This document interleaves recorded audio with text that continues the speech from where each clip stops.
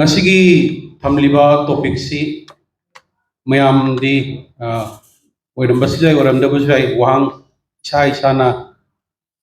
ngam gani habatu ai feel to jai ai samakti ai asum hangjai ai tare mahiroi ama oina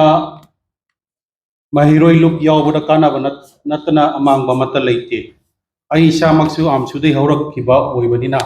asum isada jum hangjaba kana asum result si sana sum hangjaba ai tare ngasi topic sigi ngasi opposition dana masing participant se masing yamangani hai base filter chal ge the topic sigi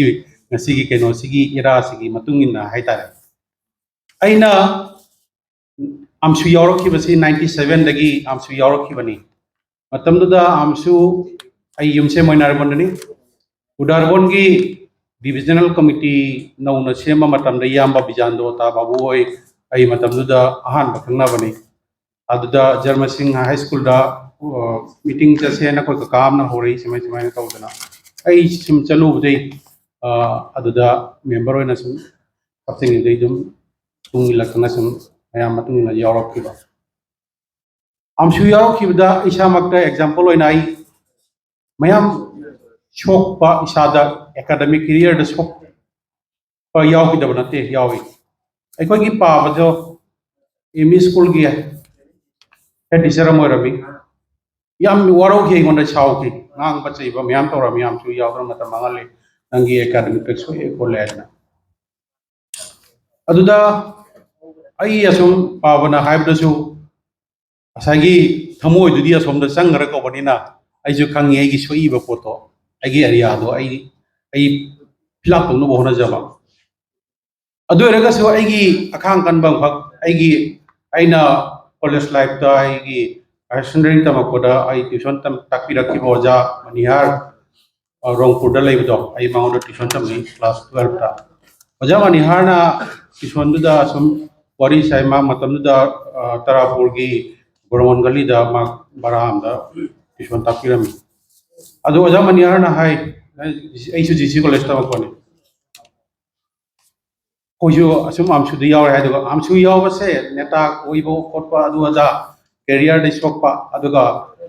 keno to wa aji ngasi gi minister level da oriba ho singse ayam organization da hor ko tani moi sing ne helak ni kai na sum pagi oi kari oi sum taw ado ai matam da khalaga koi pa bana ngangi bedu ai gi keno su ai mai pak riya de ngai hona bolepte ado ai loina ma clear to jakki aduna ngasi ai khoi gi hojik generation sida ekoi gi sahi matang se yamna critical oiba age ai tare 40 dagi na 50 gi manung se yamna sowa adi imung manung gi angang singi laik tamanna bona rakba imung manung gi asi achaupa chekhi ngam khoi khoi bil doi loina na ekoi gi matam siga ayam ba bet se thabak phangdaba gi samosa yam le rami afaba satra ekoi gi manaba sing matik cha ba thabak phangau da ba myam lei matam du dari tet leramde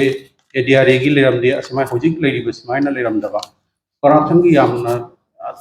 akan ba matam ma khok oiba ngasi maksu aikoi gi matam sida mayam gi ni khunai gi ni haina matam da aikoi gi college life ta tamin dinarambo imanaba sing mi masing yam likna hojik hojik makta tang na thoi kari gi aja aikoi gi hingna ba chak na maru oi bani na ado makku aina thamjani ga wafam di ai lairik pare haiduna ai lairik pare ngai da ai gi thangna ba yum da ai gi laikai da yum mayau langkop chaklak pa matam da ina lairik pare haiduna leithok di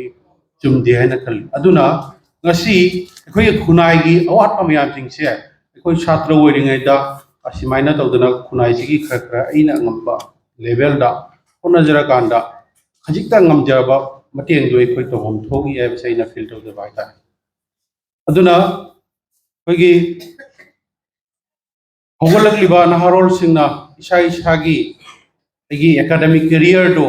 ninkhina adi mang thana mai pak no hona nabasu I hona ba tangai pate aduna mayam gisu agi tobom thokpa agi social responsibility inkaksu ai koi lobom thoi अदुना मतम मांगन दे कोई पुनमक से इसा के career तंगदे पुनमक होनाई खंगदे असि पुनमक मयाम खोंजंग